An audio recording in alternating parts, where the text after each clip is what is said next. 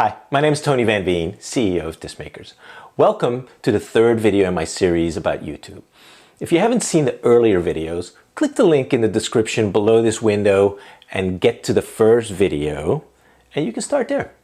Last time, I discussed the DMCA, the Digital Millennium Copyright Act, which is the law that allows anyone to upload just about any content to YouTube without penalty, and I discussed why it makes much more sense for you as an artist to monetize your music in those UGC videos, the user-generated content, rather than to try to play whack-a-mole and get your music taken down.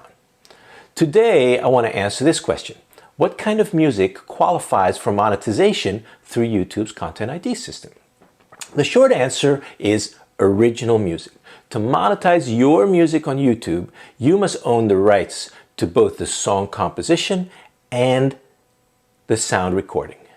But frankly, there are some exceptions to this monetization rule because some audio content, even for original compositions, is not allowed to be monetized through Content ID. Why? Well, if an audio element in your recording is similar enough or identical to an audio element in another recording, the Content ID system can be confused between the two songs and who the official rights holder is and therefore who to pay. So the following kinds of audio content is ineligible for YouTube Content ID monetization. Karaoke recordings, remasters or sound-alike recordings, songs that use beats, loops, or samples made available for free within music apps or audio workstations such as GarageBand or Ableton or Fruity Loops or Logic. Songs using beats you've leased or purchased, unless you own that beat outright and no one else has the right to use it online.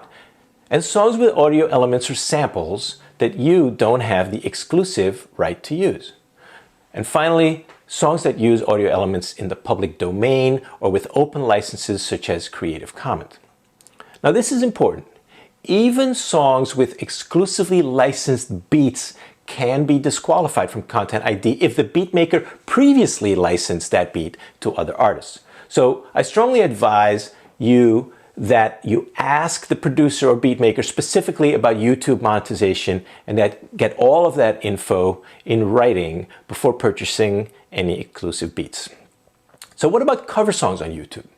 Well, cover songs are even more complicated. While legally distributing a cover song to a music streaming site is simple when you get a mechanical license, it's not so straightforward on YouTube. For starters, YouTube is a video site. So in order to legally post your cover song, you need to secure a sync license from the publisher. Good luck getting that. Now, many artists still upload cover songs on YouTube. Of course, YouTube is full of cover songs, and almost no one is jumping through all the hoops of securing a license.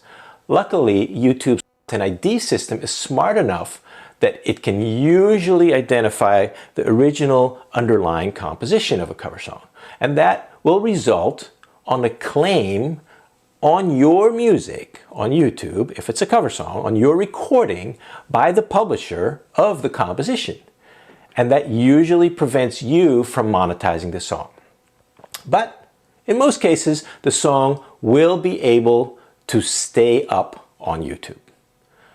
Now, one thing to note, if your music falls in any of the ineligible categories I just mentioned, Content ID is a monetization platform unique to YouTube.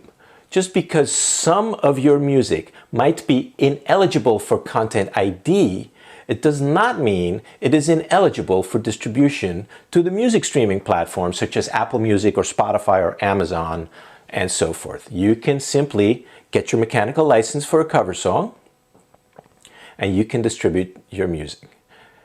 In most cases, as I mentioned, if your song is ineligible for monetization on YouTube, it can still remain up on YouTube. The monetization may just go to somebody else. Well, that's it for today. I hope you found these monetization criteria helpful. In my next video, I'll be addressing how you can actually monetize your music on YouTube. Because I know way too many artists whose music is on YouTube but they're actually not monetizing it. I hope you'll join me then.